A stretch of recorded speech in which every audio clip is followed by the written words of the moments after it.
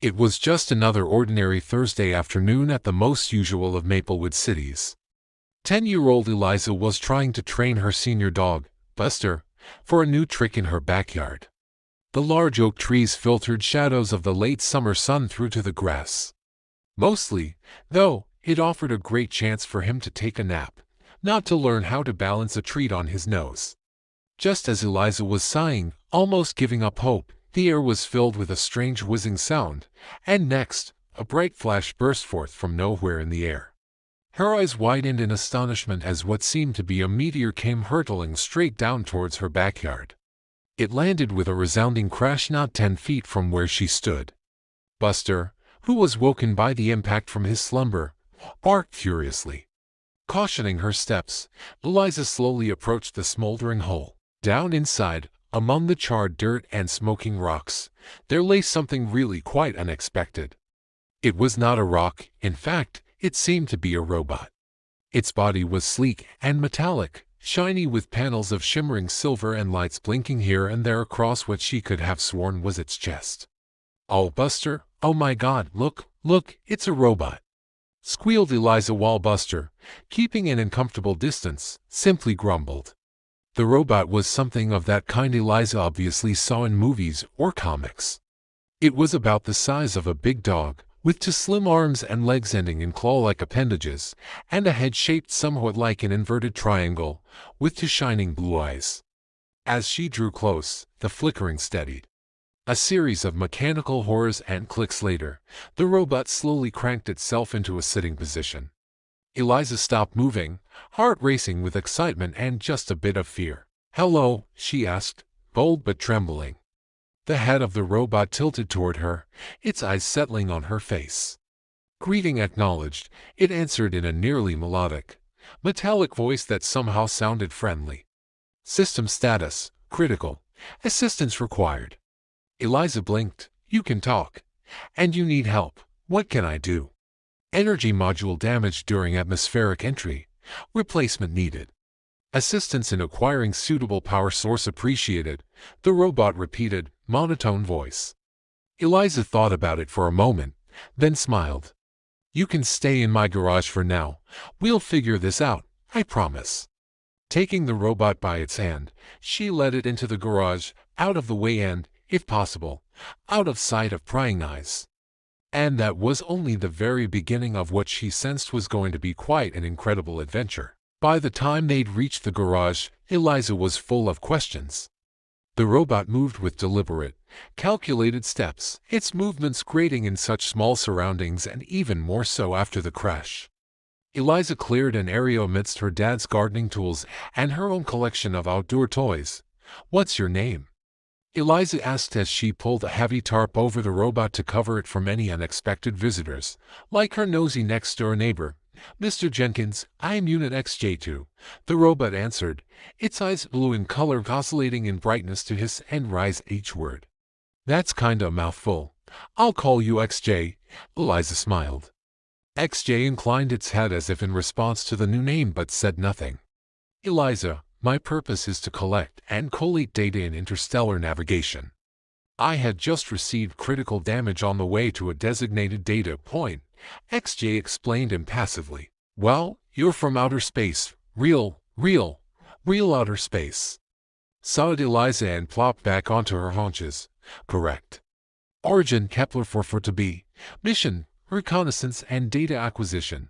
The robot said it so matter-of-factly, as if what it was saying ranked among the most sensational news. Eliza felt her head lighten, a real space robot in her garage. "So, what kind of power source do you need? Batteries or something?" she asked, fueling her imagination further. "The energy module I need is of light and simple organic compounds converted into usable energy. A temporary solution should be possible with present-day human technology. Solar panels would do for the time being." "Solar panels, Mr. Jenkins has some in his yard. He's always telling of how they power his whole house," Eliza murmured, already forming a plan in her mind. "Maybe he could teach me about them, or maybe I could borrow a few just for a bit." XJ seemed to weigh her suggestion. "Temporary acquisition of solar technology is acceptable. Precaution advised to maintain secrecy. Eliza nodded, her mind set to flutter with excitement and maybe just a touch of nerves. All right, XJ, let's get you fixed up. Tonight I sneak over and borrow a couple of panels. You stay here and try to rest or whatever you do.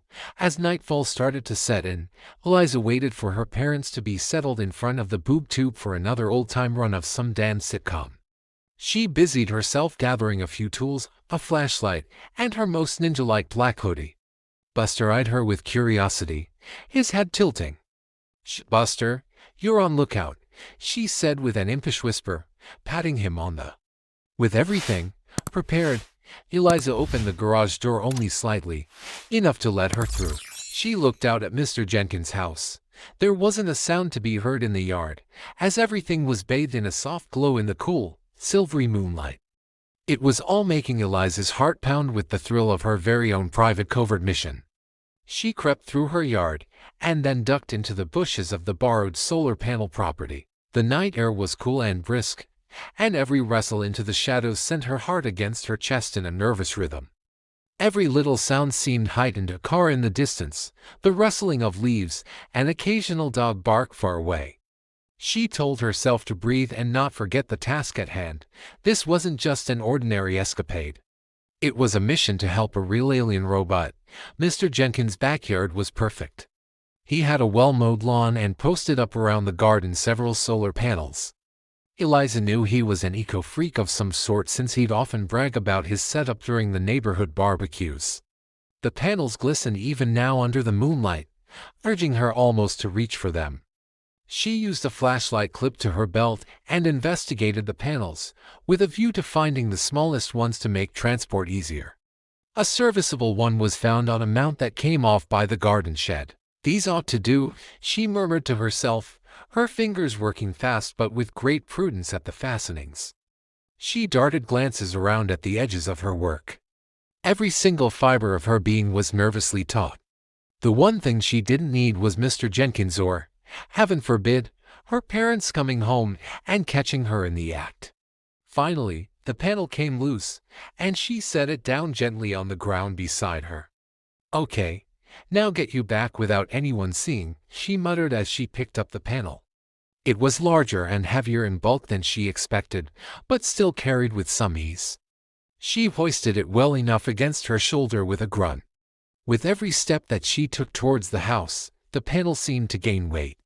It was making her pace slow down and her breath come quicker. She was just reaching the edge of her backyard when a voice made her stop in her tracks. "Eliza, is that you?" called her father from the back porch, his voice still gruff from sleep. Now panic-stricken, Eliza dived down behind the concealing cover of a large bush, her heart exploding. The panel now seemed to weigh tons. She peeped out and saw her father stepping off the old porch, phone in hand, probably checking on some late-night emails. "Hey, Dad, it's me," she called, trying to sound casual while her mind raced for an excuse. "What are you doing out here this late, and what's that you're carrying?" her father asked, his figure silhouetted by the porch light.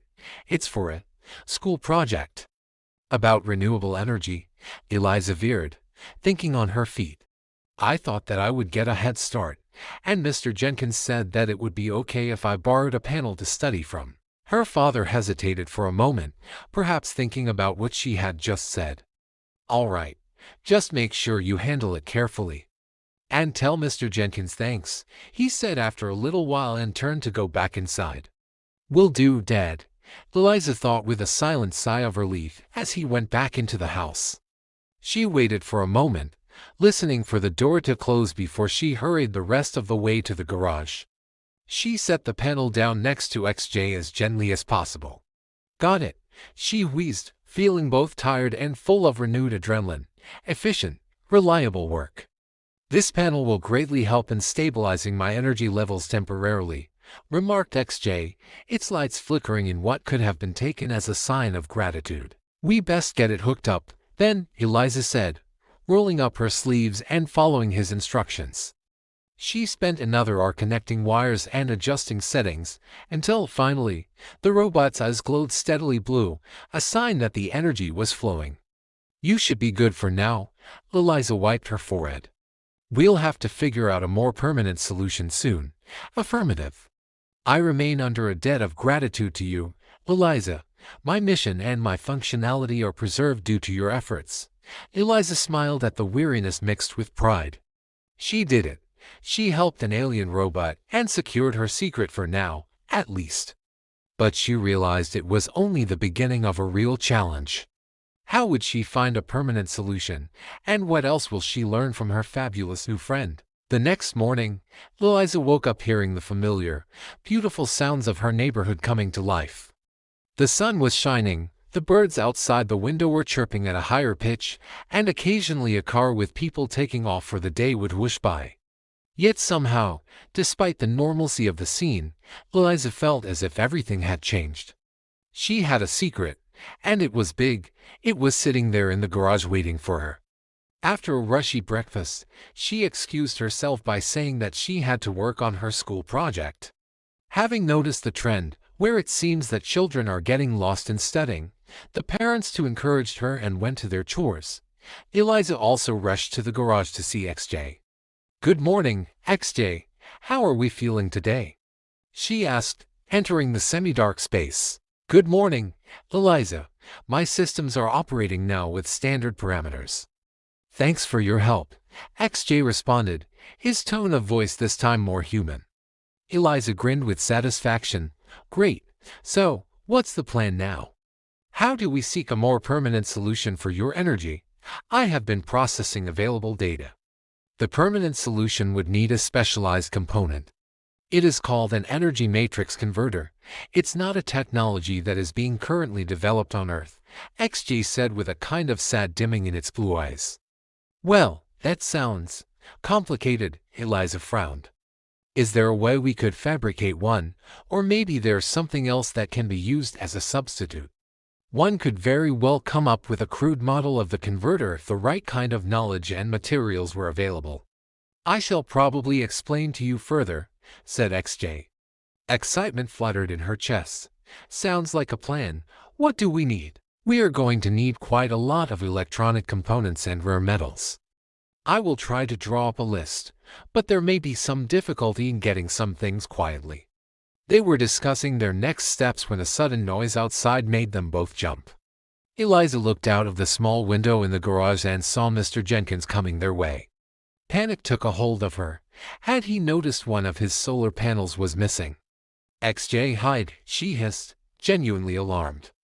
The robot immediately powered down and went dead, lying still in a way that would have made it appear to be some kind of alien equipment or something from the workshop.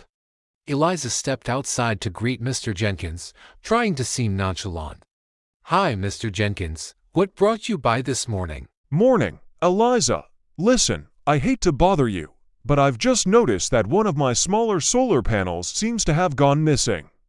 Odd thing, really. I thought I might ask around, see if anyone saw anything weird last night," he said, looking concerned but not suspicious. Eliza felt her heart thumping in her chest like a maniac. "Oh, that's weird. I didn't see it. Maybe some kind of animal did it, or maybe it just fell off." "Maybe," mused Mr. Jenkins, still looking puzzled. "Well, if you hear anything, let me know, okay? Of course, Mr. Jenkins." "I hope it turns up," Eliza answered, trying to put some hope in her voice.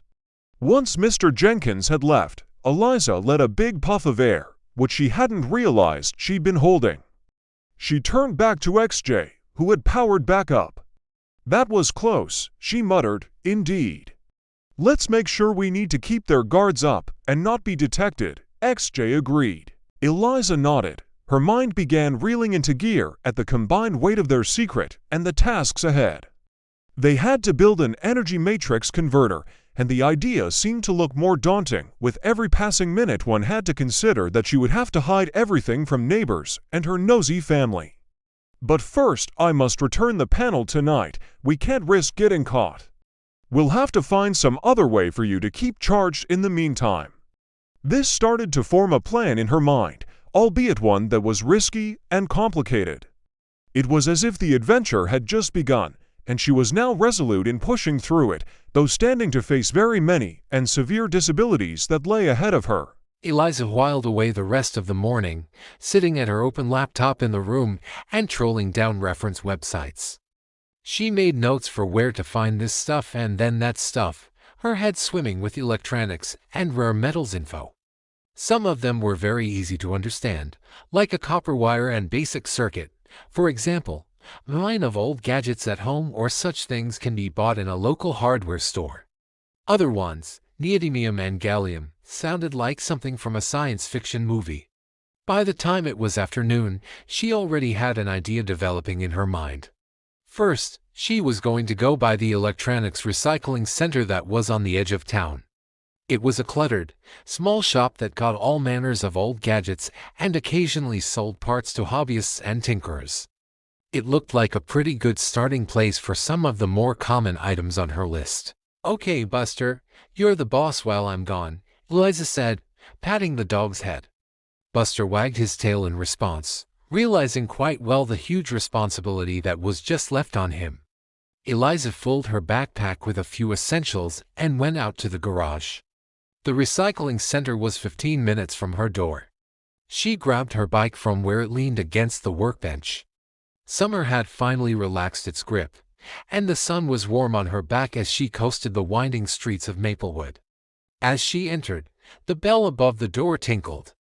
Then she saw she was in a shop full of darkness, and there were shelves upon shelves with taken-apart computers, old televisions, radios, and other electronic rejects.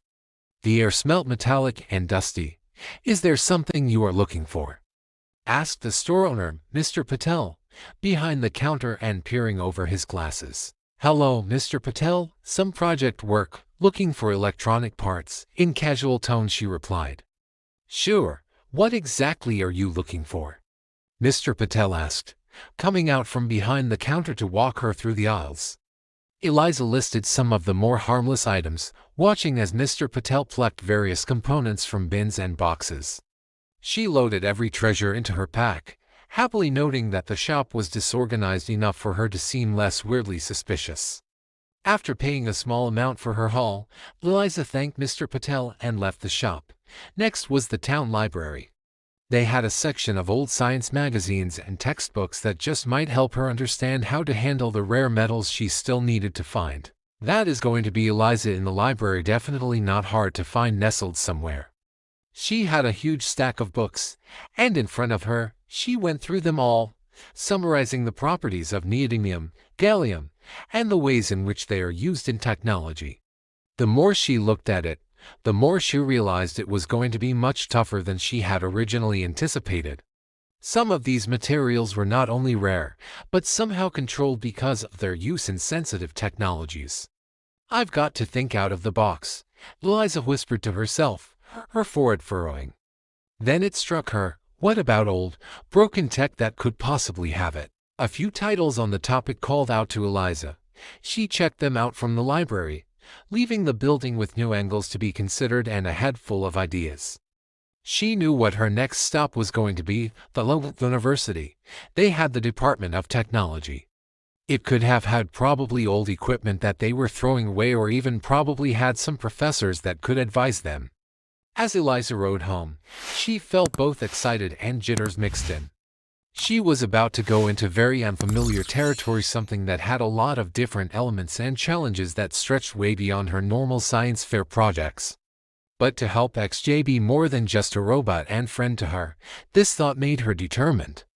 "Okay, XJ, let's see if we can really pull this off," she said to herself as she entered the garage, almost expecting to find some kind of party going on full bore, with the group enjoying the successes of the day and planning the next moves. Eliza had slept little, with excitement and dread jostling for place in her mind.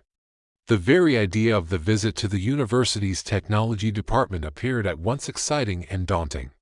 It was one thing to tinker in her garage or chat up the local shop owners, but professors, they were experts. She had breakfast, told her parents that she was going to meet a friend who needs her help with a project at school, and that they are going to work in the library. She didn't lie at all, kind of a half-lie. After that, her parents wished her success. They were even proud of having such a conscientious daughter. Her bag contained all the collected electronic components from the lab, a few library books, and notes. Rehearsing what she might say on the way to the university while riding her bike offered her more time. "Hi, I'm Eliza, and I'm working on a very special project about sustainable energy," she mumbled under her breath, playing with different variations and inflections. Eliza made her way across campus, students buzzing by her, feeling out of place with her middle school backpack and youth. She locked her bike up at the engineering building and entered. Her heart raced. Showcases of the students' projects and awards were on each side of the lobby. Eliza looked around slowly, feeling a bit jittery but mostly amazed by the innovative designs and complex machines. She took a deep breath and went to the reception desk. Hi.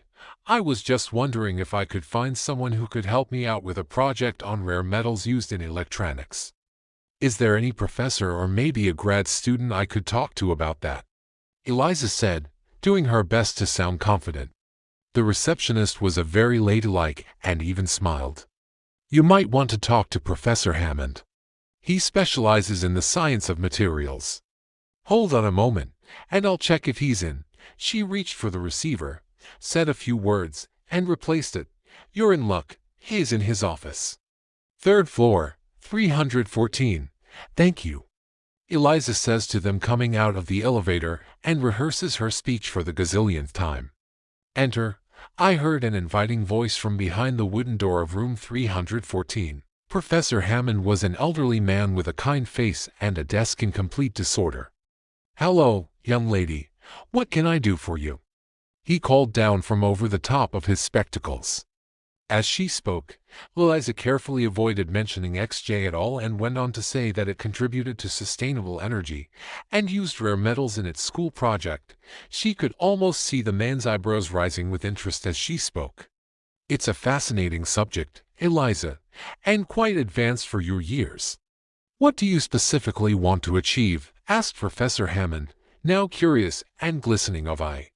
"I'm trying to figure out how one might use these metals in some sort of practical application, like maybe powering something unusual." Eliza humanly strived not to give a lie, pushing her mind to the edge. I might have something that could help. We do have old equipment in storage that could, maybe, hold what you're looking for. But it's not everyday material, and it should be handled very carefully. I could show you some, and you can tell me whether that's what you want," offered Professor Hammond. Eliza followed into the store, a room filled with all manner of electronic detritus. For an hour, they sorted through boxes until, to her delight, she found a few components containing the metals she sought.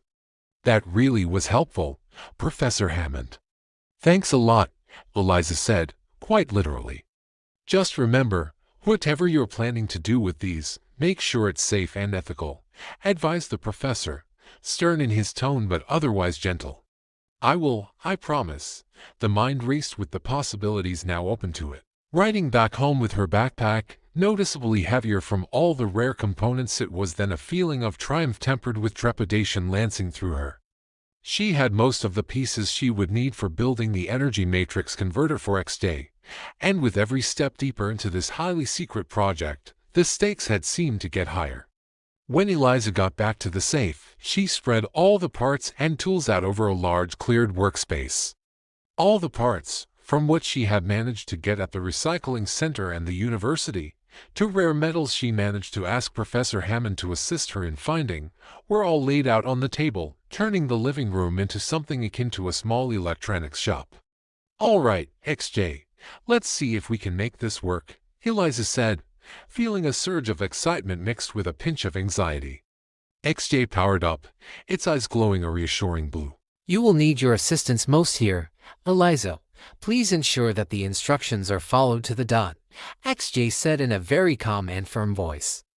Together, they started the delicate effort of assembling the energy matrix converter. XJ provided the technical know-how and was keen on pointing out the role of each part and how it impacts general design. Eliza completed the physical assembly, her fingers nimble and careful as she soldered wires, fixed tiny screws, and positioned the rare metals. They had been at it for a couple of hours when three of them worked, accompanied by the soft electronic beeping of the timer, the hum of the soldering iron, and Eliza's focused breathing. Now and then, she wiped the sweat off her or stretched her back but never removed the concentration off her face. At long last, the last wire connected and the last panel sealed, the makeshift energy matrix converter was complete. It would have been a more rugged and polished device than the original design called for, but it would function. "Initiating test sequence now," said XJ. From the converter came the whine of life and the beginnings of a core glow. Eliza held her breath, anxious, as the readings on the XJ display panel finally started to stabilize. "Is it working?" she asked, this time her voice being higher with hope. "Energy successfully transduced. Efficiency at 78%, just at the optimization point under the conditions we built," XJ confirmed. Eliza felt a wave of relief wash over her but gave way in a moment to a burst of joy. "We did it, XJ. We honestly did it," she exclaimed, a smile breaking through that would be surely lighting up her face. "Wow, this is really an achievement. I can now have functional operation for an indefinite time," said XJ. I would have sworn there was an expression almost like pride in its voice. With that worrying out of the way, Eliza began to think about the future. "Well, then, what now? What will you do next, XJ?" "My mission parameters have not changed. I am to continue acquiring and analyzing data further, but my presence here must not be revealed," XJ replied. "Yeah, about that. We need to figure out a way to keep you hidden. Can't have anyone finding out about you," Eliza mused, her mind already whirring through possible solutions. "We also need to take into account the ethical implications of data collection on Earth," added XJ. "Right, that's exactly what I mean. We have to be careful with the kind of data you get and how you use it." Eliza noticed that the feeling of responsibility increased gradually, as if something was settling on her shoulders. "And probably, with your possibilities, we could help people find solutions to some problems or be engaged in their research. That accords with my directive to aid and benefit host planets in accordance with interstellar protocols," XJ concurred. Eliza smiled, the fatigue completely forgotten. Working with XJ was not just working with a different kind of friend. It had opened before her a world of opportunities. They really could make a difference, she thought. It's getting late. The sun was setting now, and threw long shadows into the garage. She looked down at XJ with a sudden feeling, a sort of adventuring something that filled her young heart and, with a sudden, immense surge of strength, realized they could face whatever lay ahead. "Dekau,"